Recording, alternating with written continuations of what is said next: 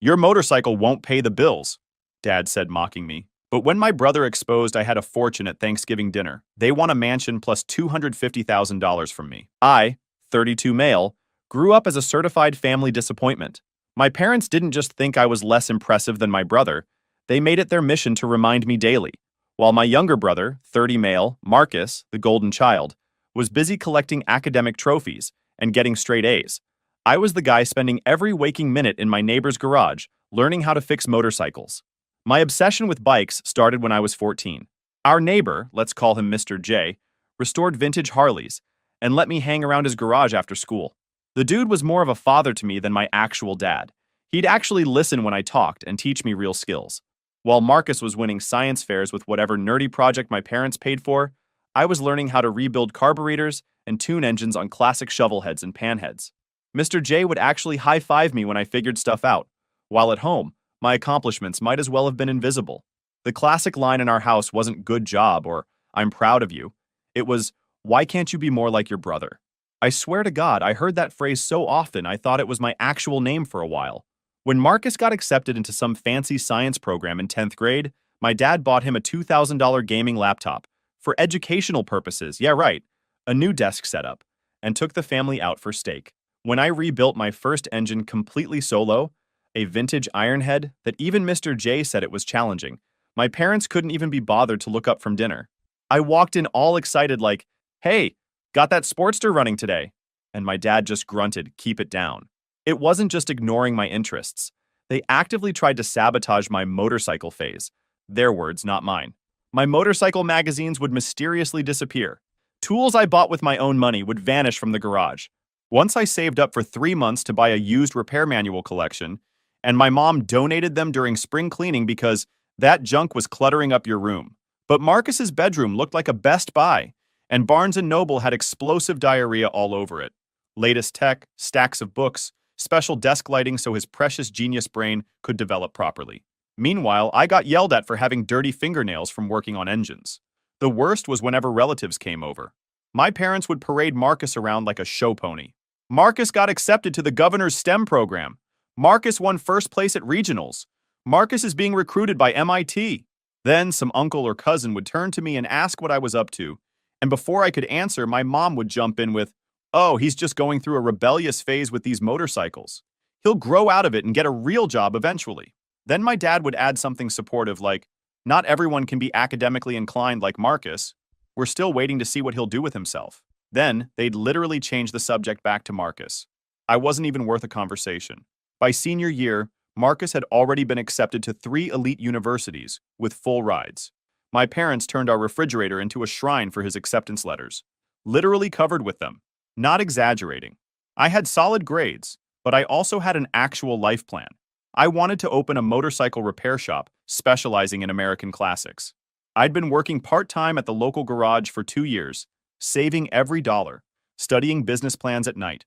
My boss said I had real talent, and customers would specifically ask for me to work on their bikes. Not that any of this registered with my parents. According to them, my entire future was a joke because it didn't involve a fancy degree or sitting in an office. Every time I mentioned my shop plans, my mom would get this pained look like I just told her I was planning to become a professional dumpster diver. My dad wouldn't even acknowledge it. He'd literally pretend I hadn't spoken. The funny thing?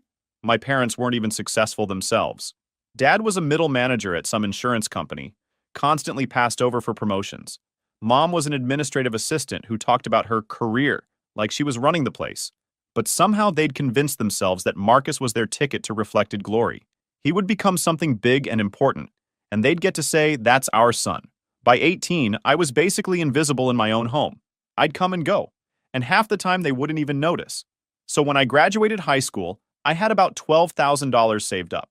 Not life-changing money, but pretty damn impressive considering I was making $8.50 an hour turning wrenches at the garage. I'd been living like a monk for 2 years. No new clothes, no going out with friends, no $300 gaming consoles that Marcus seemed to get every Christmas. Just work, save, and occasionally buy parts to practice rebuilds on junker bikes I'd flip for small profits. I was basically running a mini business out of Mr. J's garage on weekends, and he was cool enough to let me keep whatever I made. I needed around $40,000 to make my shop dream happen, proper equipment, not the hand-me-down tools I was using, first month's rent on a small shop space, insurance, which is expensive when you're 18, and some initial inventory. I'd spent months grinding through research on small business loans, SBA options, interest rates. The only issue? No credit history. I needed a cosigner. I'll never forget the night I tried to have the talk with my parents. I waited until Sunday dinner when everyone was in a decent mood. I'd even made this professional-looking binder with my entire business plan. Color-coded tabs, market analysis, competition research, projected earnings, the whole nine. Even had letters from my boss and 3 local bike guys vouching for my skills. I spent 2 weeks working on this thing, and it looked legit as hell. I slid that binder across the table and started explaining my plan. Didn't even get 30 seconds in before my dad literally snorted, then started full-on laughing. My mom flipped through a couple pages with this look on her face like she was handling used toilet paper. The message was crystal clear. My dream was a joke to them. My dad went off about how no son of his was going to waste his life as a grease monkey when he could get an education and do something that required actual intelligence. When I pointed out that they were giving Marcus $30,000 a year for college expenses despite his scholarship, my dad turned purple. Started ranting about how Marcus was investing in his future while I was playing with bikes in a fantasy world. I went to bed that night feeling lower than whale shit. The next morning, I dragged myself to the kitchen for coffee before work and overheard my parents talking excitedly about how they'd just refinanced our house. They'd pulled out $120,000 in equity, 4 times what I needed for my business, to create a college experience fund for Marcus. My dad was going on about how Marcus needed to live in the premium dorm with the right connections and would need money for the proper social clubs and study abroad programs that would set him up for life. Something snapped in me that morning. I realized I was never going to get an ounce of support from these people. I was the family afterthought, the backup kid. My entire existence was a plan B. I didn't say a word. Went to work like normal, but inside my head, gears were turning. I'd been researching different cities for months as backup plans. Austin kept popping up. Killer motorcycle scene, manageable cost of living, and business regulations that wouldn't choke a new shop to death like back home in New Jersey. When I got home, I waited until my parents left for their weekly date night. Then I packed whatever I owned, went to the bank, withdrew my entire savings, left my house key on the kitchen counter with a note. Gone to build my future since there's no place for it here. I'll be in touch when I get settled. Then drove off to Austin. My mom called 5 times that first week. Not once did she ask if I was okay, or if I had a place to sleep. Instead, I got these insane voicemails about how selfish and inconsiderate I was for abandoning the family right when they needed to focus on Marcus's college preparations. The best one was where she actually said, "Your timing is so inconsiderate. We were going to need you to drive Marcus's things to campus and help him move in. Now we'll have to hire someone or take time off work ourselves." Heaven forbid they lift a finger for their golden child when they had a perfectly good pack mule they could have used instead. My first month in Austin was rough as hell. I rented a room in this absolute dump of a house with 4 other guys for $400 a month. The bathroom had this black mold situation that probably took years off my life, and my bedroom was basically a converted pantry with space for a twin mattress and not much else. Found a job at a local repair shop. The owner, Tom, was this old-school biker who'd been wrenching since the 70s. Dude looked as if Santa Claus was in Hell's Angels. Massive white beard, arms covered in faded tattoos, and this permanent scowl that made customers nervous. But the man was a mechanical genius. Tom started me at $14 an hour, almost double what I was making back home. I took every shift I could get my hands on, regularly pulling 60-hour weeks. On my days off, I'd help people fix their bikes out of our house's garage for cheap cash jobs, building a reputation and some side money. My roommates thought I was insane working that much, but they loved the extra cash I threw in for taking up garage space. I lived on basically nothing. Ramen, eggs, and whatever fast food was on special. No cable, no streaming services, no bars or clubs. Just work, sleep, and the occasional bike meet where I'd network with local riders and hand out cards for my side gig. My parents' calls got less frequent, then stopped entirely when I refused to engage with their guilt trips. They sent exactly 1 care package, full of college brochures for schools in Austin. Got a real good laugh out of that before tossing it in the dumpster. About 3 months in, I hit a groove. Tom started giving me the more challenging repair jobs, and customers began asking for me specifically. One guy brought in this absolutely clapped-out 70s Triumph that 3 other shops had given up on. Spent a whole weekend figuring out some weird electrical gremlin in that thing, and when the owner picked it up and heard it purring like a kitten, he tipped me $200 cash on top of the repair bill. That night, sitting on my crappy mattress counting my money, I realized something. I was making it. Not thriving, not comfortable, but surviving completely on my own terms. No one was telling me my dreams were stupid. No one was making me feel like a consolation prize in my own life. For the first time in 18 years, I was exactly where I was supposed to be. And that felt better than any college acceptance letter. After a year of barely sleeping and eating, I had enough saved up for a decent loan application. My credit had improved enough from paying bills on time that the bank only required a 30% down payment instead of a cosigner. I started scouting locations during my lunch breaks.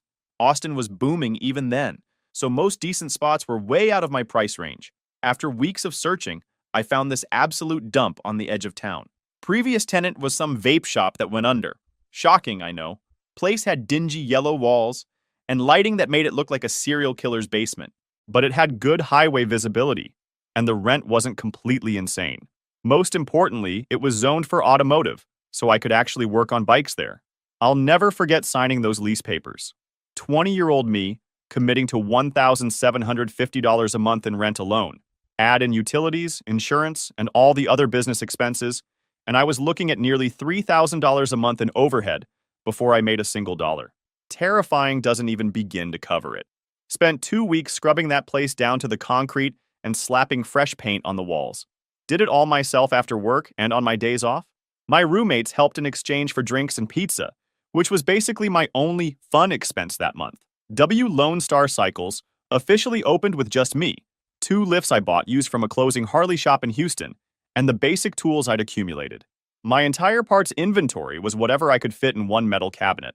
That first day I sat there from 8 a.m. to 6 p.m., and exactly 2 people walked in, one looking for the previous vape shop, and one guy asking if I could fix his lawnmower. I did, for $40, because beggars can't be choosers. For the first 3 months, I kept working part-time at Tom's repair shop to make sure my bills got paid. That meant opening my own shop at 7 a.m., working until 2 p.m., then heading to the repair shop from 3 to 8 p.m., then often coming back to my shop to finish jobs until midnight. 7 days a week, no days off, no social life, nothing but work and occasional sleep. I slept on a cot in the back room to save on rent, showered at the gym across the street. If any health inspector had seen my living situation, they'd have shut me down on the spot. But slowly, painfully slowly, customers started coming in. At first, it was just oil changes and basic maintenance, the cheap stuff no one else wanted to do.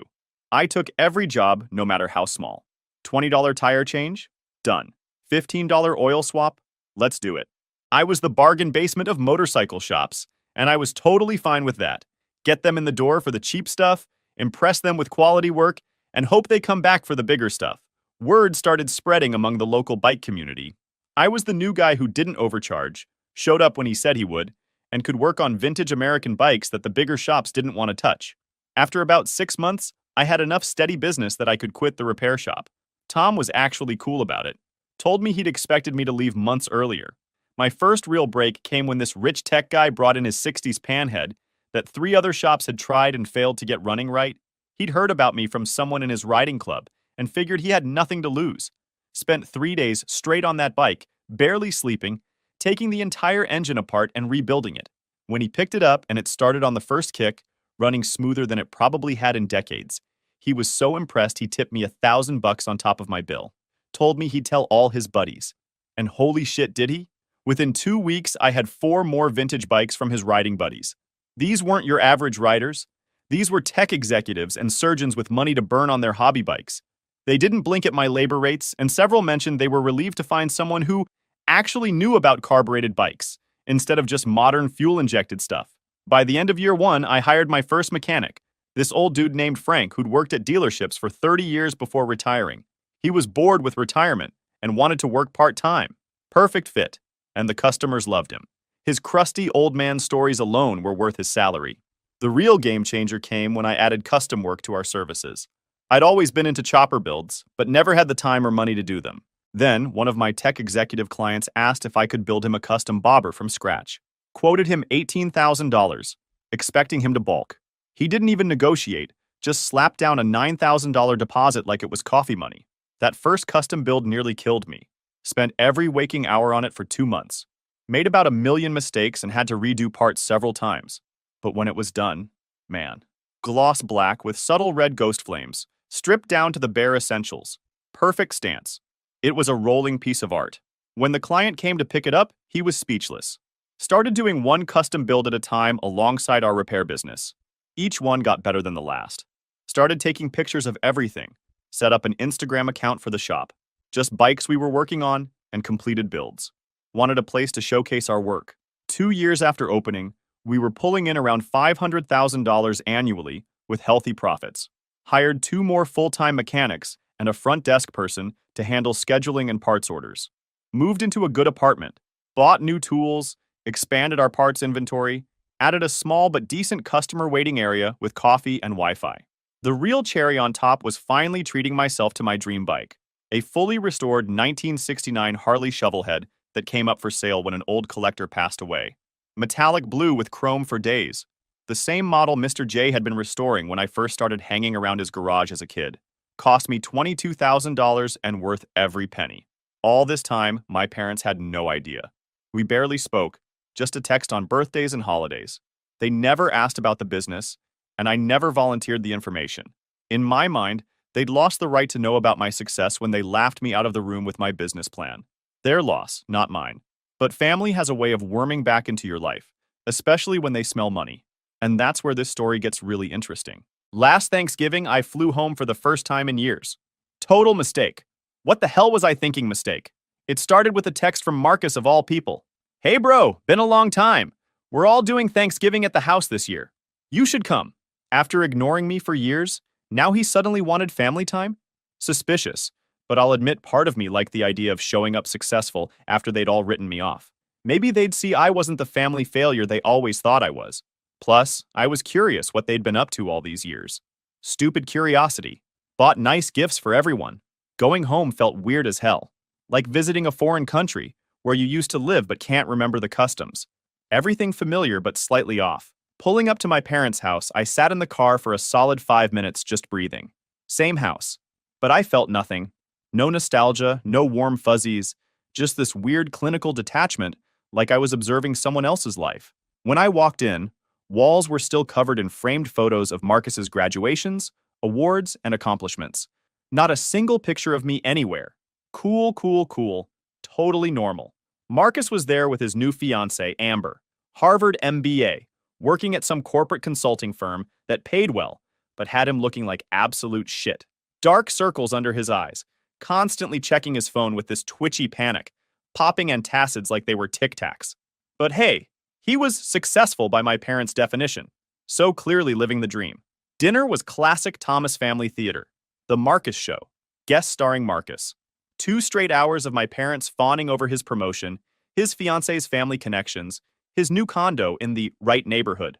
My mom kept dropping price tags into the conversation like they were impressive data points. The HOA fees alone are $1,200 a month, but it's worth it for the prestige of the address. Then Amber mentioned she had a cousin in Austin.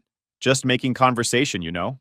Oh, that's where my brother lives, Marcus said, suddenly remembering I existed. His tone had this weird fake casual vibe, but something in his expression made me uneasy. He owns some motorcycle shop or something. My dad, who hadn't directly spoken to me all night, nearly choked on his turkey. A shop? I thought you were just working at one. I shrugged, deliberately downplaying it. Started my own place a few years back. It's doing all right. Understatement of the century. But I wasn't about to give them the satisfaction. Marcus set down his fork with this smug little smirk that instantly transported me back to being 16 and him tattling to mom about me coming home late. All right, dude, why are you being so modest? Your Instagram has over 80,000 followers. Your shop just got featured in Cycle World as one of the top custom builders in Texas. Didn't that MMA fighter just buy one of your choppers for like $45,000? You're making hundreds of thousands. The dining room went dead silent. Like, hear a pin drop silent. I could practically see the dollar signs forming in their eyes. How do you know all that? I asked, genuinely surprised. We weren't even connected on social media. Marcus shrugged, still with that irritating smirk. I Google everyone. Occupational hazard of consulting. You're actually pretty easy to track online. Tons of articles, build features, customer reviews. Very impressive digital footprint for a grease monkey. He actually did the air quotes. 30 years old and still doing air quotes. The change in the room's atmosphere was immediate and gross. My dad, who'd barely acknowledged my existence for 7 years, suddenly transformed into proud papa, started telling Amber about how I'd always had a mechanical mind and how he'd encouraged my passion from day one. I nearly spit out my food. The audacity of this dude. You what? He laughed it off with a dismissive wave. Don't be modest, son. I always knew you'd figure it out eventually. This from a man who once told me fixing motorcycles was a career for people too stupid to get real jobs. The rest of dinner was like being in the Twilight Zone. My parents kept peppering me with questions about the business, but not normal questions like, are you happy? Or, do you enjoy the work? No, it was all, what's your annual revenue? And how many employees do you have now? And what's the property value in your area? My dad even used the term EBITDA, which I'm pretty sure he'd learned from a Wall Street movie the week before. After dinner, the real agenda emerged. My dad cornered me, arm around my shoulder like we were old pals who went way back. He started going on about my impressive entrepreneurial success and how he'd always known I had it in me. Years of silence, but suddenly we're besties because my bank account has commas in it. Funny how that works. My mom came with her iPad, showing me photos of houses she was considering purchasing. One was a lakefront property with a boat dock that looked like something from a vacation brochure. This one needs about $100,000 in updates, she said super casually, like she was discussing the price of potatoes. Nothing for someone successful like you. We could have family gatherings there in the summer.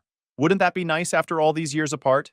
I just nodded and made non-committal noises, watching this whole charade play out.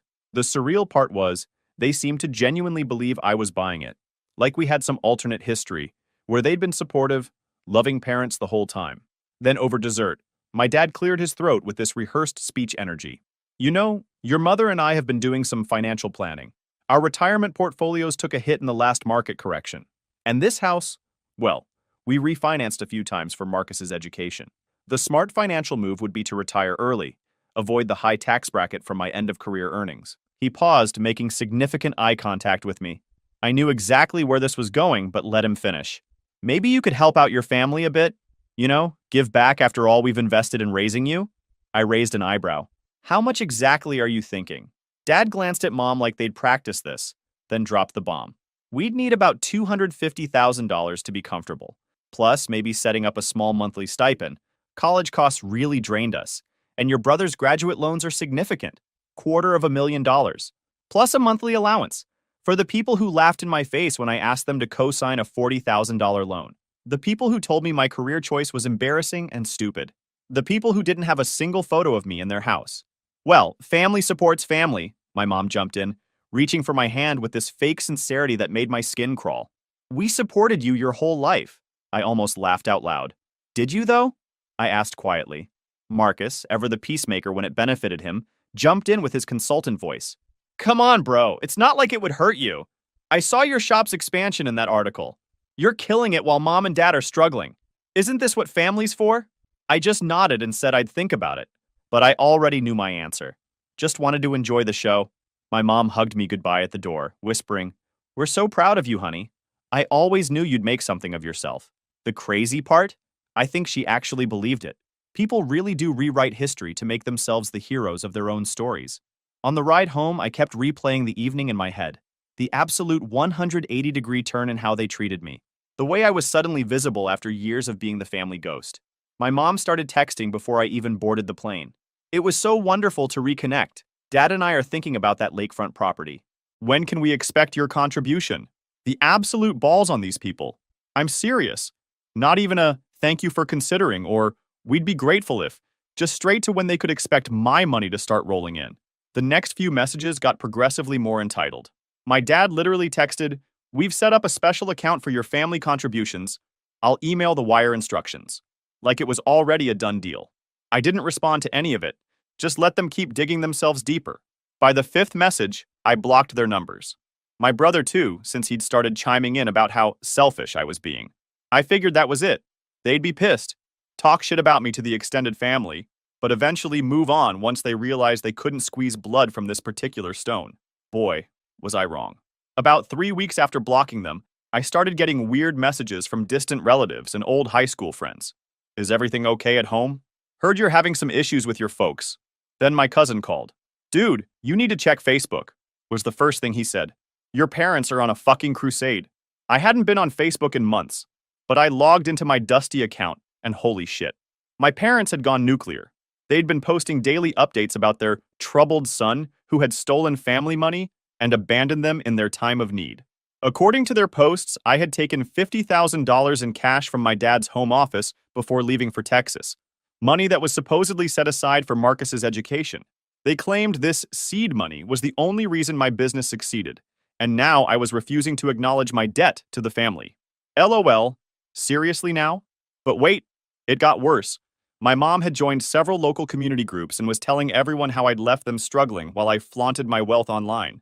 And she'd take screenshots from my shop's Instagram, pictures of custom builds and the new location, and post them with captions like, "While we struggle to pay medical bills, our son buys new property with money he took from us."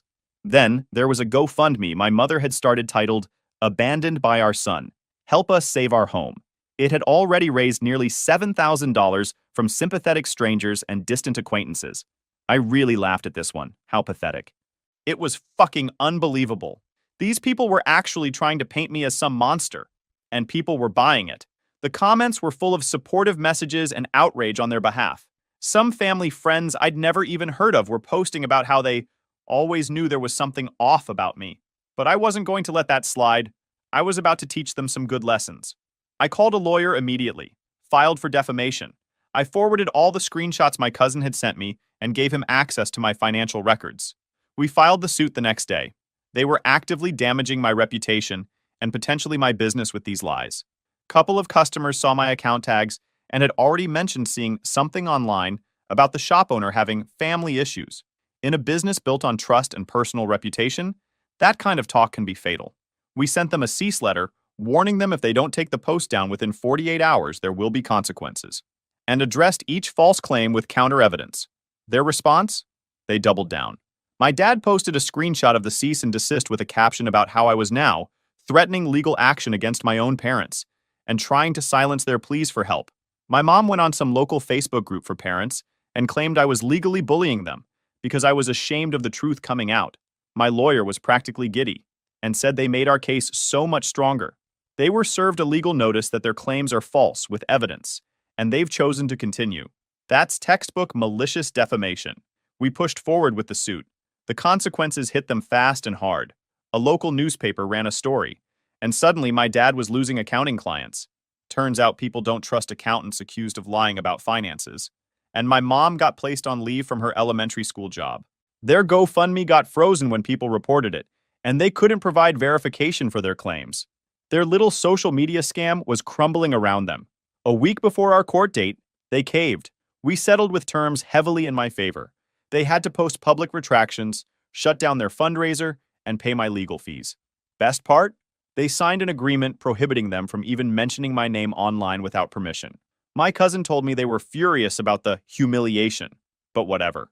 Then a week later, my dad called from an unknown number. Against my better judgment, I answered. He started, "Son, this has all gotten out of hand. We're family. We shouldn't be fighting like this. Your mother and I are willing to put all this behind us if you're ready to be reasonable. I'm just wondering how you still got the nerve to call me," I repeated. "What the fuck do you want? I don't give a shit if things got out of hand. You made your own bed. Son, please, we're in a tight spot financially since this whole misunderstanding. My business is suffering. Your mother might lose her job. We didn't expect things to go this far. We are really sorry." Translation: we didn't expect to get screwed for trying to ruin your reputation. "That's not my problem," I said. "We're done. If you contact me again, I'll report you for harassment. Now deal with the consequences and UST fuck off." And with that, I hung up and blocked the number. Since that phone call last year, I never heard from them again. Meanwhile, my career? Still booming. Just opened our second location. We're now the premier custom motorcycle shop in Central Texas, with an 8-month waiting list for builds. I've got 20 employees, a restored farmhouse outside Austin, and the freedom to build the kinds of bikes I used to dream about while being told I was wasting my life. So that's my story, Reddit. Next time someone tells you that family comes first or blood is thicker than water, remember that some family ties are actually chains. Cut them if you need to. Build your own life. Success is the sweetest revenge. Edit. Thanks for all the awards and supportive comments. To answer some common questions. 1. Stop asking if I ever plan to reconcile with them. You already know the answer. 2. Yes, I dated a couple of times through these years, but nothing worth mentioning. It ended fast. 3. Stop asking me why none of you can find Lone Star Instagram. I changed all the names for obvious reasons.